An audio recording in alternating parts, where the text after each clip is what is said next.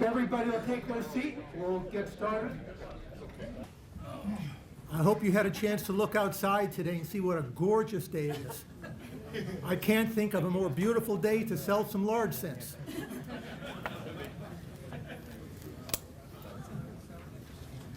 I want to start off our introduction by thanking our partners in crime, Chris McCulley and Bob Grellman, for the outstanding job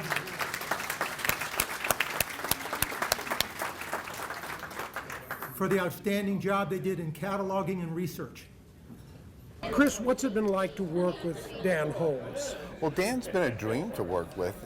We've been working with him for about 20 years forming this collection, and he's a student of the series and has grown as his collection has grown. Well, this is Dan Holmes' collection of U.S. large cents. Today we're auctioning the early dates from 1793 to 1814, and what makes this so special is that it's the most complete collection ever formed in the history of large cent collecting. I also want to thank our staff for the fabulous job of the production of this fine catalog. I think it's really superb, and it did justice to the collection. And Lyle for the photography. And Lyle for the fantastic photography. Thank you. I also would be remiss not to thank our consignor, Dan Holmes. I thought last night, Dan, it was so poignant, the things that you pointed out in your little talk. Not just the chase of the coins and filling in the holes and the quest for the completeness, but it was the relationships that you made along the way that made it so rich. And I'm really proud that Larry and I were a part of that. Again, thank you for allowing us to market and bring to auction your historic collection. Well, thank you for the recognition. But to tell you the truth, it's been a lot of fun. And very, very special. Sure, you're interested in the coins and all that, but frankly, more important is all the people that you meet.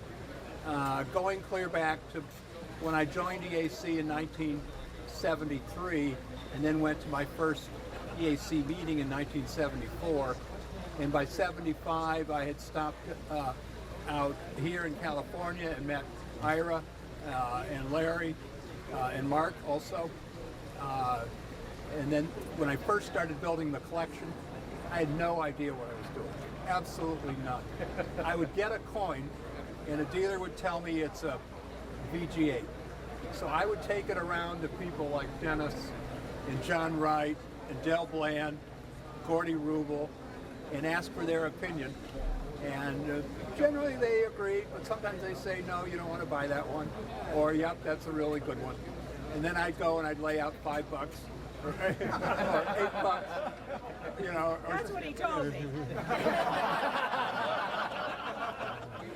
You didn't believe it, yeah. did you? Well, I was very fortunate in business.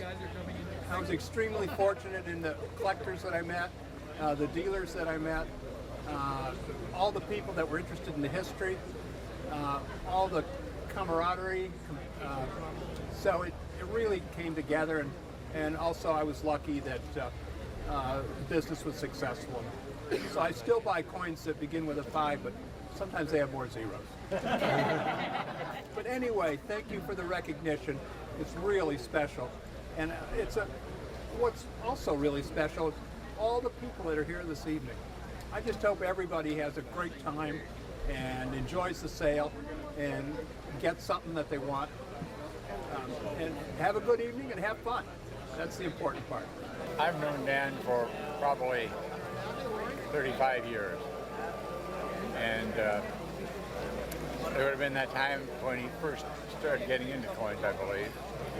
And of course we became immediate friends, and we've been longtime friends and kind of associates in collecting copper for that time. The collection is significant. Maybe not the greatest collection sold condition-wise, but it's significant because it's the first collection ever sold with every variety of large cent known from 1793 to 1857. What did you think of the catalog? Oh, the catalog, wonderful catalog. Bob Grumman did a marvelous job on this catalog, and the Goldbergs, I guess, produced it. It's just a marvelous project, and the Grumman should be complimented highly, as well as the Goldberg, for this production. I think the sale prices will be on the top quality coins, top condition wise and top rarities will be expensive, very expensive. Okay. We're ready with the 1793 Sheldon 1, lot 1. 125,000. 125,000, go 130. 125, 130. 140, 170, 180, 190, 200. I have two in the far back, go 210, 210, 220, 230. 230, 240, 250. She's combing her hair. 260.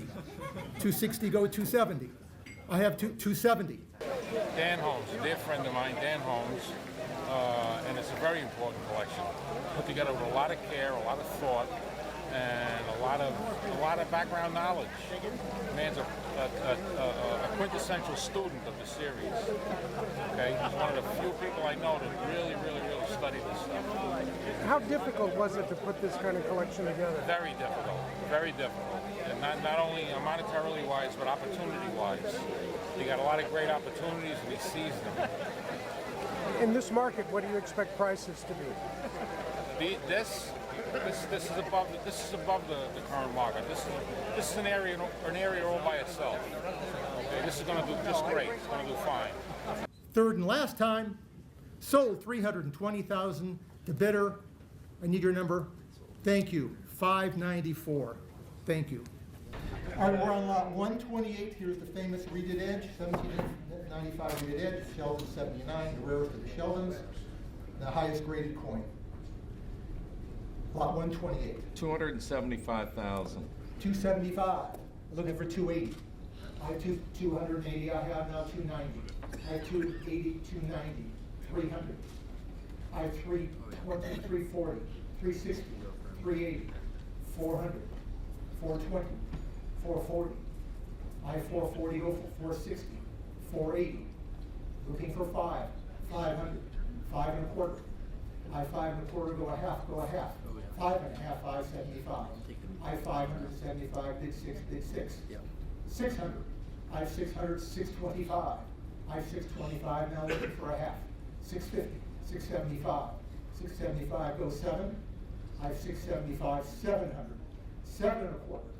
I have 7 and a quarter, looking for a half. I have 7 and a quarter, 7 and a half, 775. I have 775, bid 8. 800, 8 and a quarter. I have 8 and a quarter, looking for a half, 8 and a half. 900. I have 900, now a quarter. 9 and a quarter. 9 and a half. I have 9 and a half, 975. 1 million. I have $1 million in the room now. Looking for $1,000,001. $1 million. I was about $1,050,000. I have $1 million in the room and looking for $1,050,000. $1 million in the room and looking for $1,050,000. I have $1,050,000. I have $1,050,000, $1,001,000. I have $1,001,000 and I'm looking for a half. I have $1,100,000 plus the 15%. I have $1,001,000. I have $1,001,000 going once, twice, third and last time, sold $1,001,000. Congratulations.